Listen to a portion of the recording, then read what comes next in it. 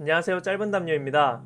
이번 시간은 챔피언스리그 16강 2차전 바르셀로나와 나폴리 경기를 프리뷰해볼 텐데요. 1차전에서 양팀은 나폴리의 홈에서 1대1로 비겼습니다. 바르샤는 원정에서 무승부를 거뒀지만 2차전은 기적의 캄프누인데요. 문제는 1차전 경기력이 그리 좋지 못한 점입니다.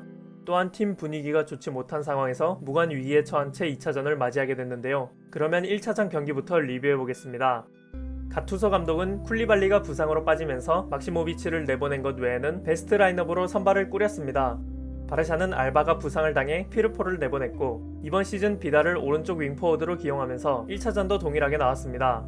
바르샤는 공격 시에 세메도가 하프스페이스로 올라가면 비달이 측면을 넓게 위치해 오른쪽 하프스페이스를 계속 침투하는 패턴을 보였습니다.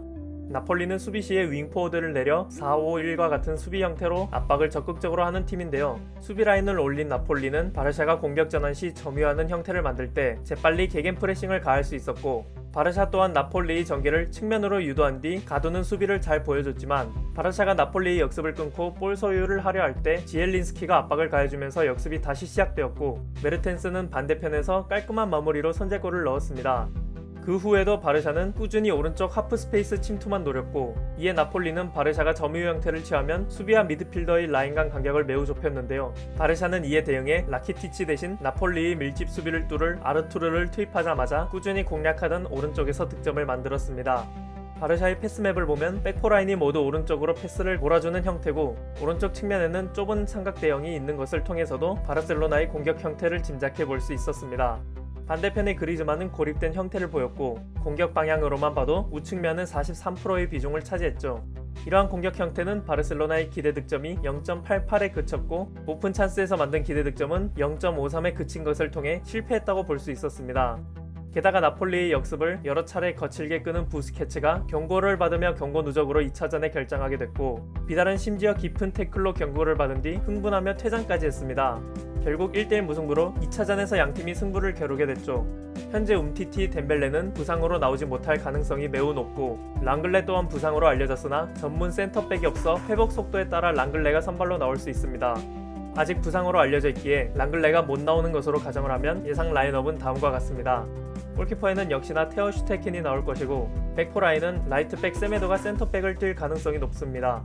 따라서 세르지가 라이트백으로 내려오고, 중원 3미드를 살펴보면 더용은 부상이었으나 리그 최종전에서 교체로 나와 이미 일방적인 경기 흐름 속에서 본인이 탈압박 훈련을 하는 것처럼 경기를 하며 후방 플레이메이커 역할을 소화했기에 2차전에서는 중앙에서 키를 잡을 것으로 보입니다.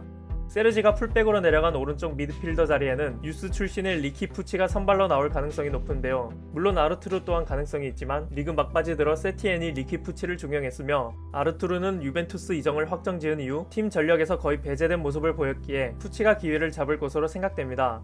공격진은 이른바 MSG 조합이 선발로는 오랜만에 발을 맞출 것으로 보입니다. 그간 안수 파티가 큰 주목을 받으며 기회를 잡았지만 마지막 경기를 제외하고는 실망스러운 모습을 보였기에 그리즈만을 활용할 것으로 보입니다. 푸치가 좌우 하프 스페이스를 오가며 기술을 보여주는 선수이기에 그리즈만은 수아레즈의 침투를 돕거나 측면으로 빠진 뒤 수아레즈에게 찔러주는 패턴을 통해 1차전과 다르게 왼쪽 측면도 적극 활용할 수 있습니다. 만약 랑글레가 복귀한다면 라이트백에 세메도가 나오고, 오른쪽 미드필더 자리는 세르지가 나올 수 있습니다. 나폴리 또한 리그 최종전에서 인시네를 이루며 베스트 라인업이 확실치 않은데요. 우선 골키퍼부터 보면 오스피나가 선발로 나올 것으로 보이고, 수비는 주전 백포라인을 가동할 수 있습니다. 미드필더 또한 이번 시즌 주전 조합 3명으로 예상되는데요. 공격 시에 다재다능함을 보여주는 파비앙과 중원에서 방향 전환을 잘해주고, 1차전에서는 메시와 그리즈만이 투톱 형태로 압박할 때 라볼 피아나를 만들기도 해주던 덴베가 중앙에 나오고, 지엘린스키는 적극적으로 압박을 펼치면서 역습 시에는 돌격대장 역할을 하는 메짤라의 역할을 할 것으로 보입니다. 공격진에서는 기존의 왼쪽 서브 자원인 유네스가 매우 부진하자 로사노를 사오며 챔스 로스터에서도 유네스를 제외시킨 나폴리인데요. 클럽 이적료 레코드를 기록한 로사노마저 만족스럽지 못한 경기력을 보였기에 인시니에가 복귀하지 못한다면 공격력에 큰 타격을 입을 수 있습니다. 따라서 만약 공격진에 로사노를 쓰지 않겠다면 플랜 B로 밀리크를 넣고 지엘린스키가 측면으로 빠지는 4-4-2 포메이션을 쓸 수는 있지만, 최근에 이런 포메이션을 쓴 적이 없으며 인시니에가 부상으로 빠질 때에도 가투소 감독은 중원에 지엘린스키를 빼고 폴리타노를 투입하면서 4-3-3 포메이션을 유지시켰던 것으로 보아 플랜 B의 가능성은 매우 낮습니다. 1차전에 없던 쿨리발리가 2차전에 나오면서 빌드업 시에는 직접 전진을 할 수도 있고, 세트피스에서는 옵션이 증가했습니다. 그러나 메시와 그리즈만은 둘 다 낮은 위치에서 공을 받는 성향이기에 적극성이 강한 쿨리발리가 전진 수비로 경고를 받지 않도록 주의해야 합니다. 따라서 이번 경기는 양팀 모두 측면으로 방향 전환을 해줄 때의 공격 수비 패턴과 바르샤를 상대로 나폴리가 세트피스를 활용해보는 것 또한 경기를 판가름할 수 있는 요인이라고 생각됩니다. 그러나 나폴리는 이번 시즌 세트피스에서 11득점을 하면서 생각보다 세트피스 득점수가 많지는 않은데요. 이를 잘 활용해 선제 득점만 넣어도 경기의 흐름이 넘어올 수 있습니다. 그럼 오늘 분석은 여기서 마치겠습니다.